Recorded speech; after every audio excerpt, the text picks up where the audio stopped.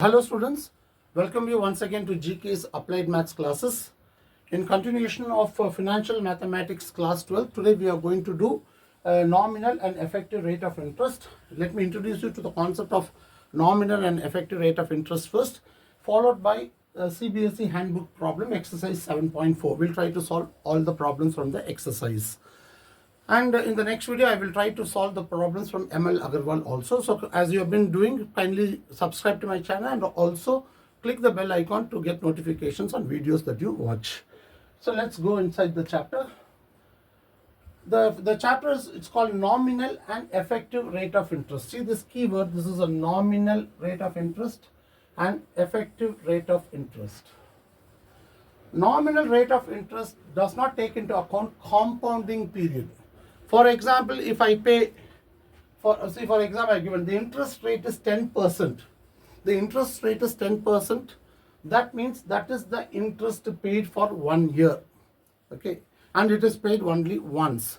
So when the interest of say 10% is paid only once, compounded annually, well, that is the nominal rate of interest. Okay, it's a nominal rate.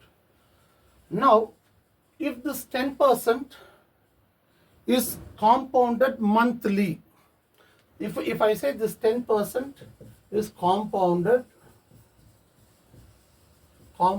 monthly, that means I'm going to pay 12 times in a year. I'm going to pay 12 times in a year. Correct? If I pay 12 times in a year, your net interest will not be 10%, it will be more than that. Because you are paying 12 times in a year, the rate of interest that is 10% will be say 10 by 12 into 100. This will be this will be a interest, and you pay this interest for 12 months. It will not be same as 10%, it will be little more than that. So that is what you call effective rate of interest. The nominal rate of interest is something, the rate of interest that is paid for 1 year where there is no compounding. You pay for 1 year. Whereas when you compound for a 1 year duration, if you're compounding it for say every month, you are paying that interest 12 times. When you pay that interest 12 times, okay, you will get a new value for interest, and that interest is called the effective rate of interest, because this 10% is not paid annually, but it is paid annually compounded monthly. It's paid for 1 year, but you're compounding it for monthly. So more you compound it, okay, suppose if I want to compound it say every 15 days, I will be paying an interest. That means I'll be paying that interest 24 times. In a year, in a month I pay 2 times, in a year I pay 24 times. So my effective rate of interest will be even higher. It will be this for 12 months, for 12 months the effective rate of interest will be more than 10.1. If it is for 24 times, if I am going to pay 24 times, my effective rate of interest will be more than 12 times which I got, and it will be even more than this. So effective rate of interest increases as the compounding increases. If I pay quarterly, you have one effective rate of interest. If I pay it half yearly, I get one effective rate of interest. If I pay it monthly, you get another effective rate of interest. So the more the compounding, my nominal rate of interest will go to effective rate of interest, which will be definitely higher. The effective rate of interest will be definitely higher than the nominal rate of interest. Okay. I have taken one simple example. We are all used to credit card. A credit card company charges 21% per year. That means you are going to pay 21% in 1 year. Okay, that is very, very simple. But if I am going to compound it monthly, that means this 21% interest, okay, is going to be compounded monthly. That means I am going to pay it 12 times, and my interest will be 21 divided by 12 into 100. I have to make it per month. And if I pay it for 12, my duration of pay is 12 months. When I do some formulas and get the calculation, I am getting 23.14. So my effective rate of interest, if this 21% is compounded, monthly will not be 21%, but it will be higher than that, and it is 23.14. Whereas if the 21% interest is compounded annually, if it is compounded annually, there is absolutely no difference between nominal rate of interest and effective rate of interest. If the compounding is only once, there is absolutely no difference between effective rate of interest and nominal rate of interest. Whereas if the compounding is more, if it is half yearly, quarterly, semi-annual, whatever, even when you compound or monthly, definitely nominal rate and effective rate will be different, and effective rate of interest will definitely be more than the nominal rate of interest. That is what I have given an example. Okay, you can just have a look at the example. Okay, now we are going to derive this formula which I wanted to do. Okay, now what is the formula? Let me take P is the principal amount for 1 year. P is the principal amount for 1 year. Okay, and the duration of pay, suppose if it is m times in a year, then you know the amount is equal to principal into 1 plus I the whole power n, and y or I is nothing but r by m. If r is the rate of interest, if r is the nominal rate of interest, okay, then I equal to r by m if I am going to pay m times in a year. So r is the nominal rate of interest converted m times in a year. So how do I convert this rate of interest m times in a year? R by m. I equal to r by m, and I am going to pay it m times. Okay, so the amount is P into 1 plus I the whole power m. Now I have told you very clearly, if it is for 1 year, there is absolutely no difference between effective rate of interest and nominal rate of interest. There is no difference. Okay, the relation between effective rate of and nominal rate of interest, when it is for 1 year, there is no difference. So if I call REFF as effective rate of interest, then my amount is P into 1 plus REFF, and the duration is 1 year. Duration is 1 year. See, if it is for 1 year, there is no difference. They are one and the same. So if I equate them, I get P into 1 plus R effective equal to P into 1 plus I to the power of m. I can cancel the P. So you get R effective equal to 1 plus I to the power of m minus 1. So the formula of R effective will be 1 plus I is nothing but R by m whole power m minus 1. If you multiply this by 100, you get the percentage. That's what is given here. So please remember this. If for 1 year, this is the principal amount in 1 year. So P into 1 plus effective rate of interest is same as the nominal rate of interest paid m times in a year. Okay. So see, that is how I'm equating. This is the effective rate. This is the amount because of effective rate of interest. This is the amount because of nominal rate of interest paid m times a year. And both are equal if we are considering it for 1 year. So equating that, you get a beautiful formula. R effective equal to 1 plus R by m the whole power m minus 1 into 100. Now what I do, what if I pay continuously, perpetual, forever, okay? Instead of saying continuously, if half yearly, quarterly, monthly, what if it is paid continuously? If R is compounded continuously. For that, there is a formula. Continuously means the number of term.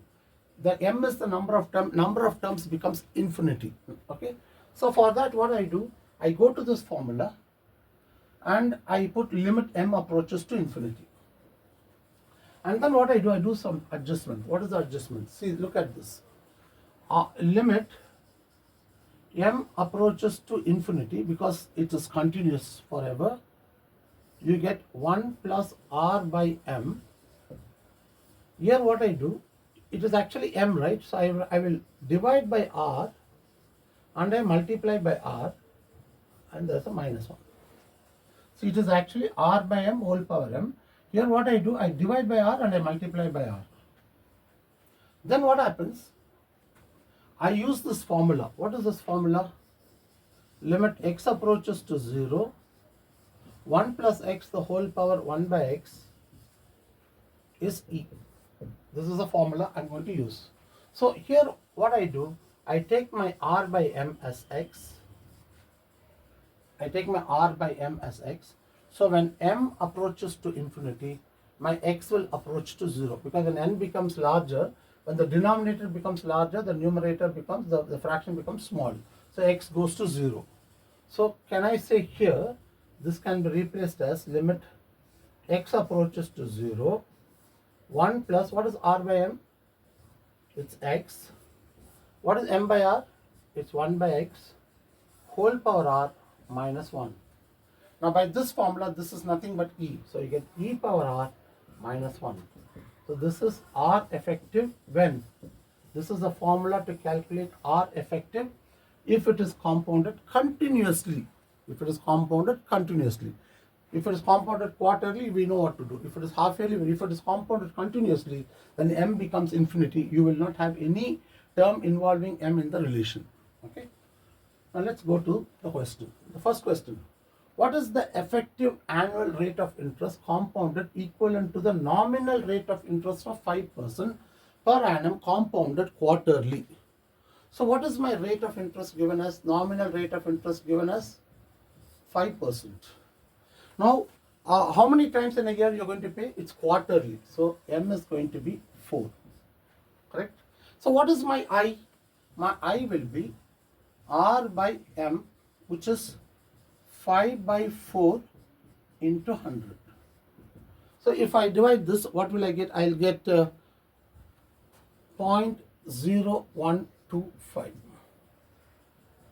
0.0125.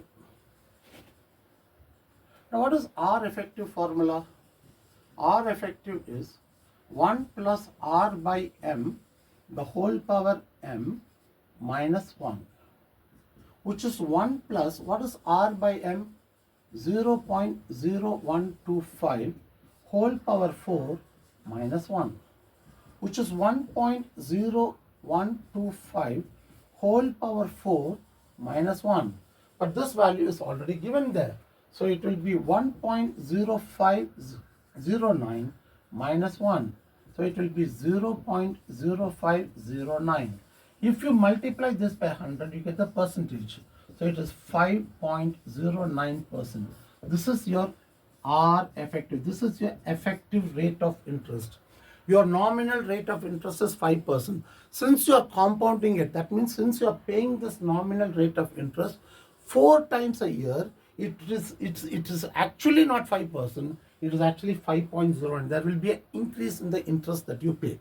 That is why it is called, what is the effect it has on you? Because you are not paying it once a year, because you are paying it 4 times a year. Okay, that's the difference. And let's come back to the next problem. Which is a better investment? So you have to compare 3% per annum compounded monthly, or 3.1% per annum compounded quarterly. So I'll divide the page into 2. So that let's deal with the first one first. Okay, now what is my rate of interest? It's 3% and N is 4. Okay, M is 4. I call it M. N is 4. Notation is M. So what is my I? I is 3 by 4 into 100. 3 by 4 into 100 is nothing but 0.025. I think it is 0.025. Oh my god, I have to compounded monthly, I made a mistake. 3 by 12, it is monthly. It's 12. I read this part, okay? 12 into 100, which is 0.0025. If it was 3 by 5, I should have got 0075, okay? So that's the value. Now what is R effective formula? R effective is 1 plus 0.0025 whole power 12 minus 1. Already we know the value of 1.0025. What is that? 1.0304 minus 1, which is 0.0304 into 100. It will become 3.04%. This is your R effective if your 3% interest is compounded monthly. If you're going to pay 12 times in a year, this 3%, your effective rate will not be 3%, it will be 3.04. That is the meaning. Okay. Now let's come back to this. Here the rate of interest is 3.1%. And M is 4 years because it is compounded quarterly, and I equal to 3 by 4 into 100. Sorry, 3.1 by 4 into 100. So when you divide it, I think I am getting it as 0.00775. So what is R effective formula? 1 plus 0.00775 whole power 4 minus 1. I'm using the formula again. So this value is already known to me. It is 1.03136 minus 1. So it is 0.03136 into 100. I'm converting it to percentage, which is 3.136%. This is 3.04, this is 3.136. So definitely 3.1% per year compounded quarterly is better investment. Correct now? Because that is more. 3.1 is more than 3.04. So when you pay 3% for 12 months, 12 times in a year, it is 3.04. But if it is 3.1 compounded quarterly, it is 3.136. Okay, and that's how you compare the investment. Let's go to the next question. What is the question number 3? Here the rate of interest, the nominal rate of interest is 8% converted quarterly. So my rate of interest, my nominal rate of interest is 8%. And N is 4 because it is paid quarterly. So what is my rate of interest? 8 by 4 into 100, which is 0.02. Now go to the formula. R effective is 1 plus R by 100. 1 plus R by 100, that is 0.02 whole power 4 minus 1. Now this is 1.02 whole power 4 minus 1. Already that value is given to me, which is 1.0824 minus 1, which is 0.0824 into 100 to convert it to percentage. You get 8.24%. Very nice, isn't it? See, actually it is 8%. The nominal rate of interest is 8%. Because it is compounded, I told you, when you compound it more than once, definitely your nominal rate of interest will be less than the effective. It will definitely, the effective rate of interest will be more. So here, since 8% is paid 4 times a year, your effective rate of interest is no longer 8%, it is 8.24%. Just imagine if you're going to pay it monthly, it will be even more. Okay. Understand the problem also, it's very, very important. To what amount will 12,000 accumulate in 12 years if the effective rate of interest is given? This is a slight difference from the other problem. Here the effective rate of interest is given. So what is R effective? R effective is 5%. Correct? Now he wants me to find what amount. So amount equal to principal into 1 plus, what is the rate of interest? Here my rate of interest is R effective. So R effective, for how long it is? It is for 12 years. Correct?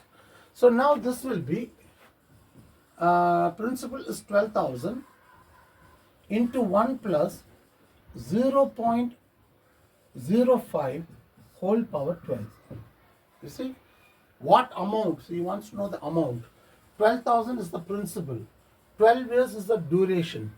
And effective rate of interest is given. I is not given. So I am not dividing by 12. Effective rate of interest is given. That is 5%. So it is, you have to take it as simple problem in compound interest. Amount equal to principal into 1 plus rate of interest to the power of n. So principal is 12,000. Here my R is nothing but R effective. And number of times you pay is 12. Simple. Correct? So this is 12,000 into 1.05 part 12 is 1.7958, and if you multiply, I'm not going to do the multiplication. The multiplication is 549.6. This is the amount. For the effective rate of interest, 5%. He did not ask me to find the nominal rate of interest. If you want, we can also find nominal rate of interest. It's not complicated. You have to go in the other way around. Then they have to give you 1 by 12. Okay, to the power 1 by 12, then you can find it. Now, which yields more?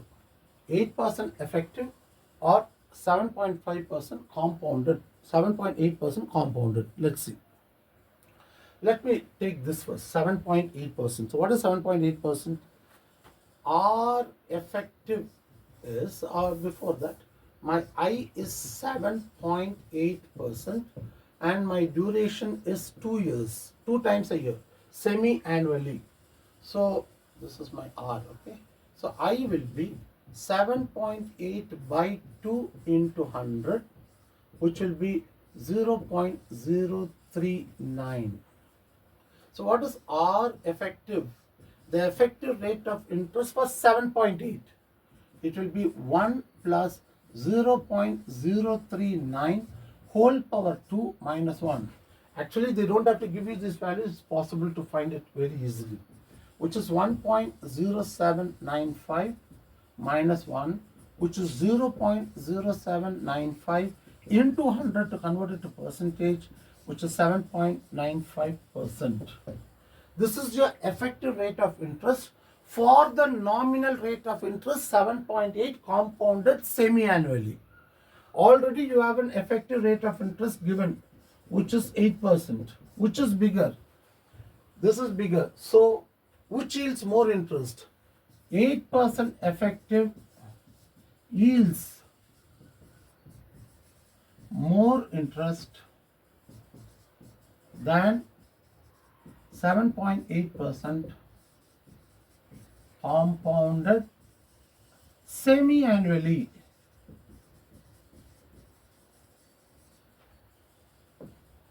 Okay, compounded semi-annually. Now let's go to the next question. I think I missed one question, I think. Okay, I'll do one question. I think I didn't type it here. I'll just read out the question maybe. No, I think that's fine. I have to do this one. Now this is an example question in your handbook. Because in the exercise question, there is not even a single question on continuous. Okay, so I will do one problem on continuously. I think you can try semi-annually and quarterly. It's already solved in the NCERT example problem. So I will do only the last part of it. Okay. Now, what is the formula? R effective if it is continuously. The formula is e power r minus 1. Correct. Now, what is my rate of interest? My R is, actually it is 6%, right? I think I took the values wrong, I think. Let me change it to, I think I took the example wrong. Let it be 9.5%. Then only I will be able to do this part, okay? Let it be 9.5%. 9.5%. So R effective will be, R is 9.5 divided by 100, which is 0.095. Okay. So it will be e to the power of 0.095 minus 1, which is 1.0996 minus 1, which is 0.0996 into 100 will be 9.96%. Here there's a confusion. Please change the question to 9.5 because I have values of 9.5. With 9.5 only I know the value, so I will be able to calculate. Otherwise, you look into the table for 6%. Okay, there's a mistake in the question. I think I took the wrong question. Okay, if it is continuously, For 9.5%, first you find the rate of interest, then e to the power of r minus 1, you get 9.6. See, 9.5 is the nominal rate of interest. By paying it continuously, when n becomes infinity, it doesn't mean that r becomes infinity. The effective rate of interest do not become infinity. After some time, it will freeze and it will stick to this. If you find r, if it is compounded 1,000 times, if it is compounded 2,000 times a year, or compounded 10,000 times a year, you will see the value will be around this. So m, just because m becomes infinity, it doesn't mean the effective rate of interest will also become infinity. That is not the case. That is one of the most important concept in this chapter. Okay. So with that, we finished all the problems, exercise problems, and I did one example, except for some confusion here. I hope you can look into the example and understand. So we have finished the handbook problem. In the next video, we will definitely do the problems from ML Agarwal. Until then, have a lovely day. Kindly subscribe to the channel and also click the bell icon for all notifications. Have a lovely day. Bye-bye.